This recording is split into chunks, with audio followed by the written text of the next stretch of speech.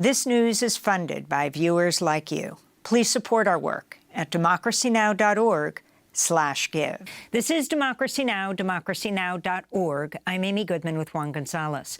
We end today's show looking at Israel's war on Gaza and its impact on Palestinian children. More than 15,000 Palestinian children have been killed over the past 8 months, and Palestinian officials are warning over 3,500 children are at risk of death due to starvation. We're joined now by Janti Soeripto, the president and CEO of Save the Children U.S. Welcome to Democracy Now! It's great to have you with us. You and other CEO and presidents of major human rights and humanitarian organizations and NGOs have written an op-ed. Talk about what you are calling for, Janti. Thanks, Amy. Thanks for having me. And yes, we wrote that op-ed in December for the New York Times, essentially calling out the risk of what we see happening now. Casualties, deaths at a massive, massive scale, particularly of children, which in our view are avoidable if there was a ceasefire. And we have called on that for months and months now. Ceasefire for all parties to adhere, to release hostages, and to allow aid to come in at a massive scale. And Janti, when you spoke at the United Nations in April, you said that more children have been killed in this conflict and have been killed in all armed conflicts globally over the past 4 years. Is it your sense that the world community is acting at a speed that's necessary for what's going on here? No, looking at the results on the ground, clearly that is not the case. We see, and sometimes these numbers, I think, numb people, right? Because behind every number is a child or its parents, the community, the family that loses that child. And we've always said for months now, put yourselves in the shoes of those parents, of those innocent civilians who were caught up in this conflict, and imagine that it was your child, your cousin, your grandchild that was exposed to this level of trauma, let alone death. And sometimes that makes people remember their humanity. But if you look at the actions on the ground, even over these past couple of weeks, it has even gotten worse. I was in Gaza myself 8 weeks ago, and I saw, sadly, exactly what I expected to see. Scores of children, huge undernutrition, malnutrition, children without shoes, children without a home, people sleeping in tents, often with 20 or 30 people at a time, no access to clean water, a real issue, health issues abound, children with rashes, coughing, fevers, pneumonia, etc.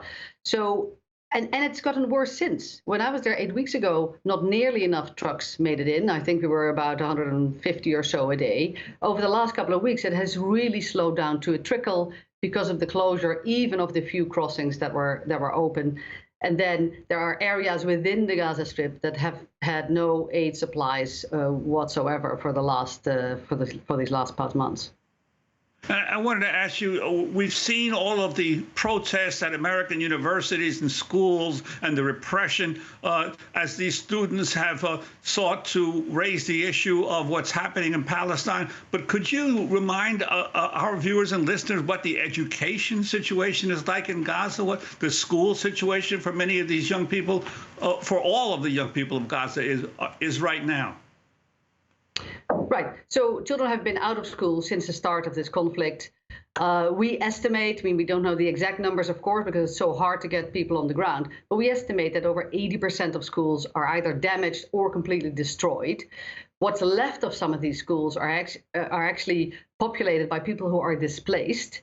So there is no way schools can function at this point in Gaza. Save the Children has been running where we can do so safely, learning spaces, child-friendly spaces, as we call them, where children can be children, they play, they learn, but clearly this is not even close to resembling, a formal education system.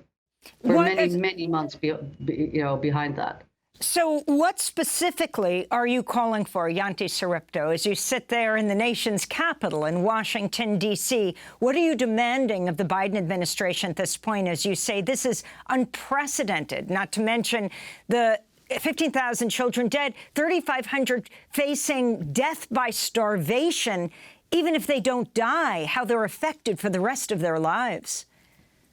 Oh, absolutely. And, you know, there are numbers that are estimating that 17,000 children have lost their parents, or at least one parent. So, no, the trauma is unimaginable. We've been calling 4 months now for a ceasefire, for all parties to adhere to it, for the violence to stop, and then for allowing massive aid to come in to flood Gaza, to make sure people get access to clean water, to food, to shelter, and every other basic supplies in order to start rebuilding their lives, and for humanitarian workers to be able to do their work safely and securely.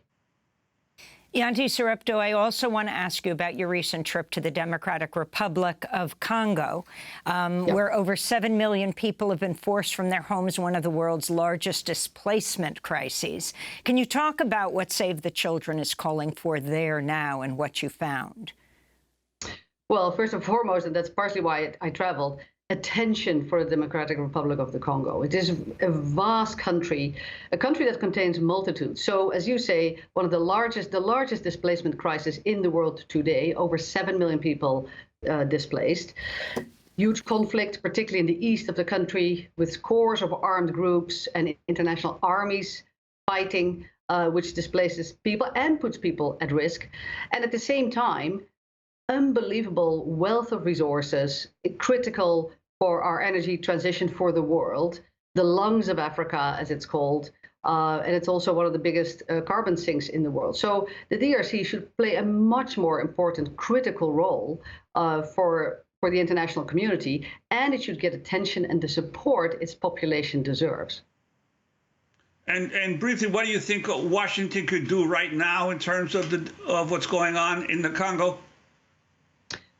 Support the peace process. There has to be peace in the DRC to really have sustainable development and support for its population, in particular, the many, many millions of children.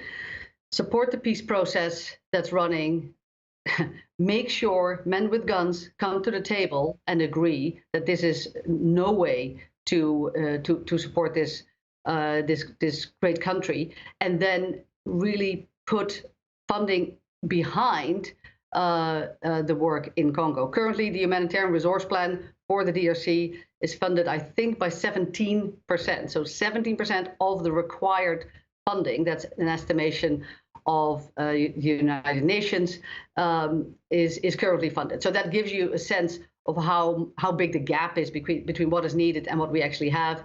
I was visiting an IDP camp there in the east last week, and Save the Children was literally the only humanitarian organization in that particular camp of 20,000 people who were displaced, who was actively providing some services there. And that is really a rare sight to see. Democracy Now! Is funded by viewers like you. Please give today at democracynow.org/give.